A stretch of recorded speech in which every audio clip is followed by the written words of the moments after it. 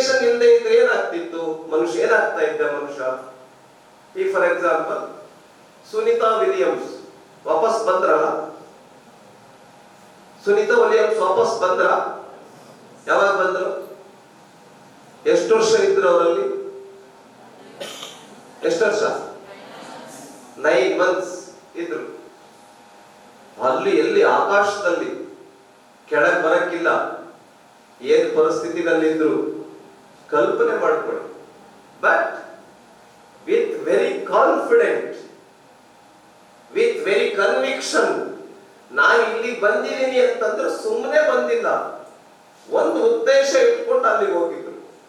ಎಲ್ಲಿಗೆ ಹೋಗಿದ್ರು?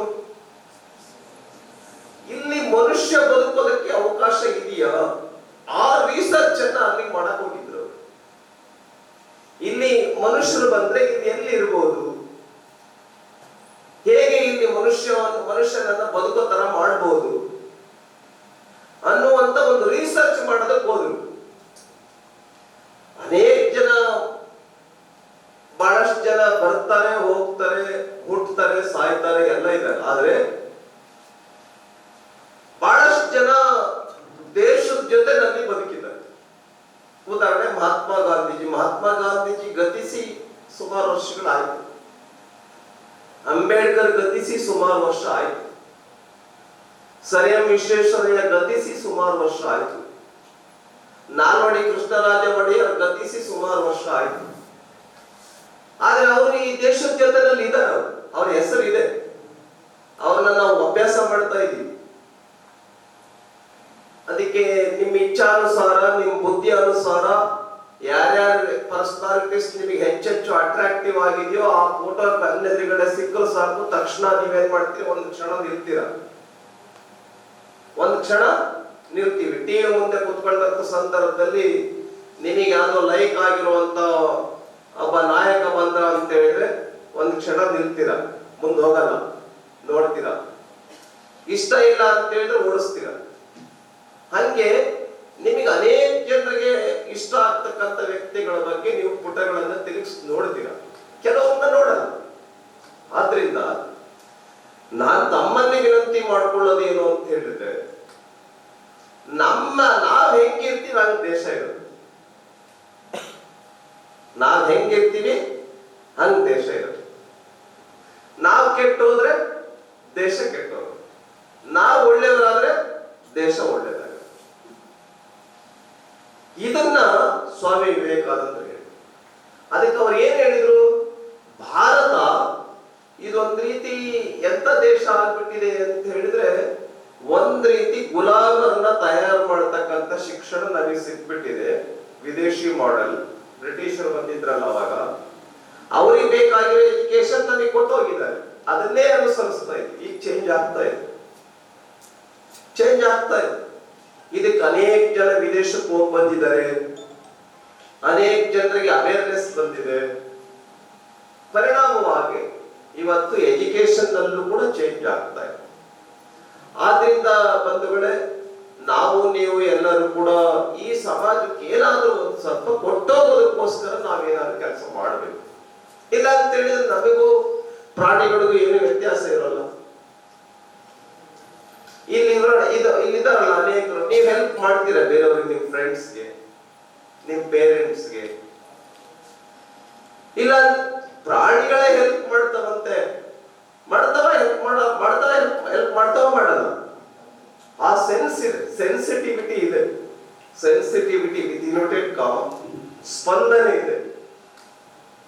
ಈ ಉದಾಹರಣೆಗೆ ನಾನು ಅನೇಕ ಸಾರಿ ಟಿವಿನಲ್ಲಿ, ಪತ್ರಿಕೆಗಳಲ್ಲಿ ನೋಡ್ತಾ ಇರ್ತೀನಿ.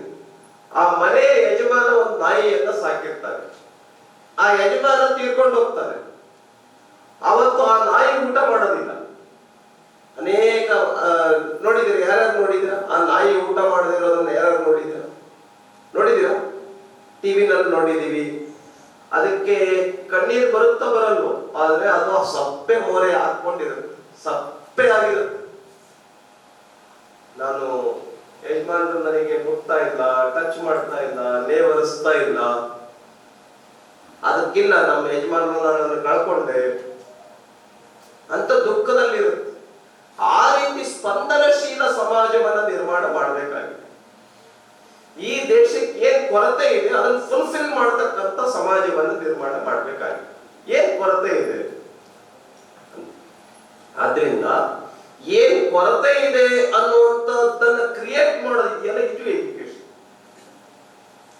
ನನ್ನಲ್ಲಿ ಏನ್ ಕೊರತೆ ಇದೆ, ನಾನು ಏನ್ ಪಡ್ಕೊಳ್ಬೇಕಾಗಿದೆ. ಫಾರ್ ಎಕ್ಸಾಂಪಲ್, ನನಗೆ ಜಾಬ್ ಬೇಕು, ಮನೆಯಲ್ಲಿ ಬಡತನ ಇದೆ, ನನಗೆ ಅರ್ಥ ಆಗತ್ತೆ, ಓ ನನ್ನ ತಂದೆ ತಾಯಿಗಳಿಗೆ ಅವರು ಬಹಳ ಬೇರೆ ಬೇರೆ ಕೆಲಸ ಮಾಡಕ್ಕಾಗಲ್ಲ. ಅವರು 4ನೇ ಕ್ಲಾಸ್ ಓದಿದ್ರೆ, ಹೊಲ ಮನೆ ಕೆಲಸ ಮಾಡ್ತಾ ಇದ್ರೆ, ಕೂಲಿ ಕೆಲಸ ಮಾಡ್ತಾ ಇದ್ರೆ, ನನ್ನ ತಂದೆ ತಾಯಿಯ ಲಿಮಿಟೇಷನ್ ಇಷ್ಟೇ. ಹಾಗಾಗಿ ನಾನು ಇಲ್ಲಿಂದ ಮುಂದೆ ಹೋಗ್ಬೇಕು ಅಂತ ಹೇಳಿದ್ರೆ ನಮ್ಮ ಕಲ್ಪನೆ ದೊಡ್ಡದಾಗಿದೆ. ಆ ಸಿಚುವೇಶನ್ ಇಂದ ಫ್ಯಾಮಿಲಿನ ತರಬೇಕು ಅಂತ ಹೇಳಿದ್ರೆ ಅದು ಸಾಮರ್ಥ್ಯನ ಹೆಚ್ಚು ಮಾಡ್ಕೊಳ್ಬೇಕು, ಅದರ್ವೈಸ್ ಕಷ್ಟ. ಈ ಸಾಮರ್ಥ್ಯವನ್ನ ಹೆಚ್ಚು ಮಾಡ್ಕೊಳ್ಬೇಕಾಗಿದೆ, ಅದು ಶಿಕ್ಷಣ. ಮತ್ತು ಡಿಪೆಂಡೆನ್ಸಿಯನ್ನ ಕಡಿಮೆ ಮಾಡ್ಕೊಳ್ಬೇಕಾಗಿದೆ. ಡಿಪೆಂಡೆನ್ಸಿ ಅಂದ್ರೆ ಎಷ್ಟರವರೆಗೆ ತಂದೆ ತಾಯಿಗಳ ಜೊತೆನಲ್ಲಿ ಡಿಪೆಂಡ್ ಆಗಿರೋದು. ಈ ಬೆಂಗಳೂರಿನಲ್ಲಿ ನೋಡ್ಬಿಟ್ರೆ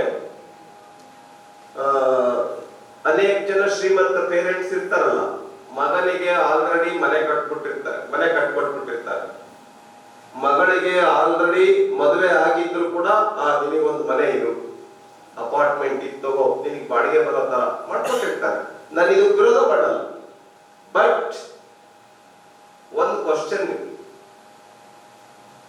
ನೀನ್ ಆ ಮನೆ ಕಟ್ಕೊಳ್ದೆ ಇದ್ರ ನಿನ್ನ ಮಗಳು ಬದುಕ್ತಾಳ? ನಿನ್ ಮಗನಿಗೆ ಮನೆ ಕಟ್ಕೊಟ್ಟಿದ್ಯಾ, ಜಾಬ್ ಕೊಡ್ಸಿದ್ಯಾ?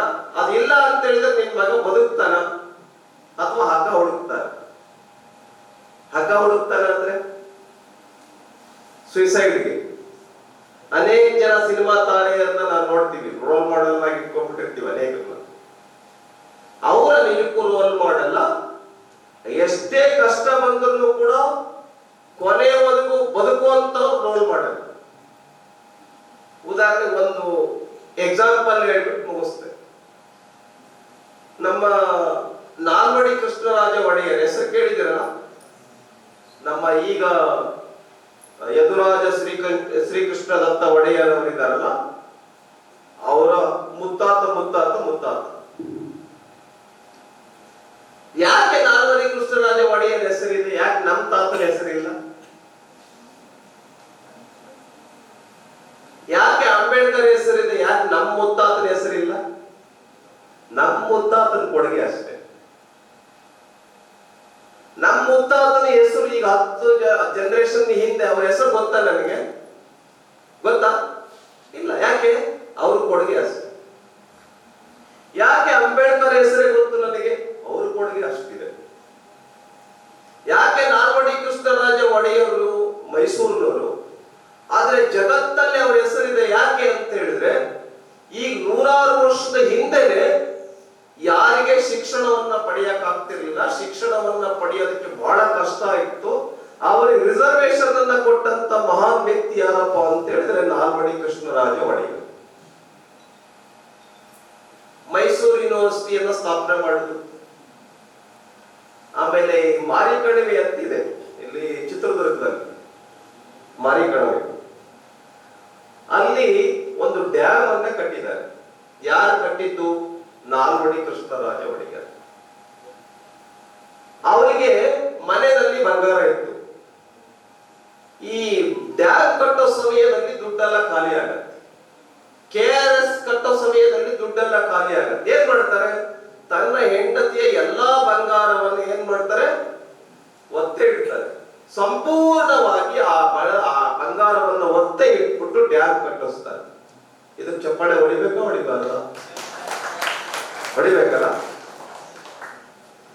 ಈ ತರ ಈ ತ್ಯಾಗ ಇದೆಯಲ್ಲ, ಈ ತ್ಯಾಗ ಒಬ್ಬ ಮನುಷ್ಯನನ್ನ ಶಾಶ್ವತವಾಗಿ ಬದುಕುವಂತೆ ಮಾಡುತ್ತೆ, ಬೇರೆಯವರಿಗೆ ಪ್ರೇರೇಪಣೆಯನ್ನ ತಂದುಕೊಡುತ್ತೆ, ಸ್ಫೂರ್ತಿಯನ್ನ ತಂದುಕೊಡುತ್ತೆ. ಹಾಗಾಗಿ ಶಿಕ್ಷಣ ಅಂತಂದ್ರೆ ಏನಪ್ಪಾ ಅಂತ ಹೇಳಿದ್ರೆ, ಬೇರೆಯವರಲ್ಲಿ ಸ್ಫೂರ್ತಿಯನ್ನ, ಚೈತನ್ಯವನ್ನ, ಆತ್ಮವಿಶ್ವಾಸವನ್ನ ನಾವು ಏನಾದ್ರೂ ಮಾಡಬೇಕು ಅನ್ನುವಂತ ಒಂದು ಹಂಬಲವನ್ನ ನಿರ್ಮಾಣ ಮಾಡೋದೇ ಎಜುಕೇಶನ್. ಇಲ್ಲ ಅಂತ ಹೇಳಿದ್ರೆ ಎಜುಕೇಶನ್ ಸುಮ್ಮನೆ ಎಜುಕೇಶನ್ ಏನು ಉಪಯೋಗ ಇಲ್ಲ. ಇಲ್ಲಿಂದ ಆಳ್ವಾಸ್ ಎಜುಕೇಶನ್ಗೆ ಇನ್ಸ್ಟಿಟ್ಯೂಷನ್ ಕಳಿಸ್ತಾರೆ. ಉತ್ತರ ಕರ್ನಾಟಕದ ಬಹಳಷ್ಟು ಜನ ವಿದ್ಯಾರ್ಥಿ, ಸಾವಿರಾರು ಜನ ವಿದ್ಯಾರ್ಥಿಗಳು. ಯಾಕೆ? ಎಂಜಿನಿಯರಿಂಗ್ ಸೀಟ್ಗೆ, ಮೆಡಿಕಲ್ ಸೀಟ್ಗೆ ಅಲ್ಲಿ ಹೋದ್ರೆ ಸಿಕ್ನೆಸ್ ಸಿಗುತ್ತೆ, ನಂಬರ್ ಸಿಗುತ್ತೆ. ಈ ಮಾರ್ಕ್ಸ್ ಅನ್ನ ಪಡಿತಕ್ಕಂಥ ಶಿಕ್ಷಣನೇ ಶಿಕ್ಷಣನ ಮಾರ್ಕ್ಸ್. ಎಷ್ಟು ಜನ 100 ಮಾರ್ಕ್ಸ್ ತೆಗೆದುಕೊಂಡಿರ್ತಕ್ಕಂಥವ್ರು ಜೀವನದಲ್ಲಿ ಫೇಲ್ ಆಗಲಿಕ್ಕಿಲ್ಲ? ಆಗಿದಾರ ಇಲ್ಲ ಜೀವನದಲ್ಲಿ ಫೇಲ್? ಫಿಲ್ಮ್ ನಲ್ಲಿ ಸಕ್ಸಸ್, ಜೀವನದಲ್ಲಿ ಫೇಲ್ಯೂರ್. ಈ ಅನೇಕ ಜನ ಮಾಡೆಲ್ಗಳಿದಾರಲ್ಲ, ಅವರು ಯಾವುದೋ ಒಂದು 2-3 ಫಿಲ್ಮ್ ಸೂಪರ್ ಹಿಟ್, ಜೀವನದಲ್ಲಿ ಫೇಲ್ಯೂರ್. ಅದಕ್ಕೆ ನಾನೇನ್ ಹೇಳ್ತಾ ಇದ್ದೀನಿ ಅಂತ ಹೇಳಿದ್ರೆ, ಜೀವನದಲ್ಲಿ ಯಶಸ್ಸನ್ನ ತಂದು ಕೊಡೋದು ಎಜುಕೇಶನ್. ಒಂದರಲ್ಲ, ಜೀವನದಲ್ಲಿ ಯಶಸ್ಸನ್ನ ತಂದು ಕೊಡೋದು ಏನಿದೆಯಲ್ಲ, ಇದು ಎಜುಕೇಶನ್. ಹಾಗಾಗಿ ನನ್ನ ಭಾಷಣವನ್ನ ಮುಗಿಸ್ತೇನೆ. ನಾವು ಈ ರೀತಿ ಈ ಇನ್ಸ್ಟಿಟ್ಯೂಷನ್ ಇದೆಯಲ್ಲ, ಇದಕ್ಕೊಂದು ಬಹಳ ದೊಡ್ಡ ಹಿಸ್ಟ್ರಿ ಇದೆ. ವೀರೇಂದ್ರ ಹೆಗ್ಡೆ ಅವರು ಏನು ಅವರೊಂದು ದೊಡ್ಡ ಕನಸನ್ನ ಇಟ್ಕೊಂಡು, ಒಂದು ಉದ್ದೇಶವನ್ನ ಇಟ್ಕೊಂಡು ಒಳ್ಳೆ ಕ್ವಾಲಿಟಿ ಎಜುಕೇಶನ್ ಕೊಡಬೇಕು ಅಂತ ಮಾಡ್ತಾ ಇದ್ದಾರೆ. ಹಾಗಾಗಿ ನಮ್ಮ ದೇಶದಲ್ಲೂ ಸ್ವಲ್ಪ ಕ್ವಾಲಿಟಿ, ಗುಣಮಟ್ಟ, ಒಳ್ಳೆದು ಕೆಟ್ಟದ್ದು ಎಲ್ಲ ನಡೀತಾ ಇದೆ. ಇಲ್ಲ ಅಂತ ಹೇಳಿದ್ರೆ ನಾವೇನ್ ಮಾಡ್ತಾ ಇದ್ವಿ, ಬಹಳ ಚರ್ಚೆ ಮಾಡ್ತಾ ಇರ್ಲಿಲ್ಲ. ಹಾಗಾಗಿ ಉತ್ತರ ಕನ್ನಡ ಜಿಲ್ಲೆ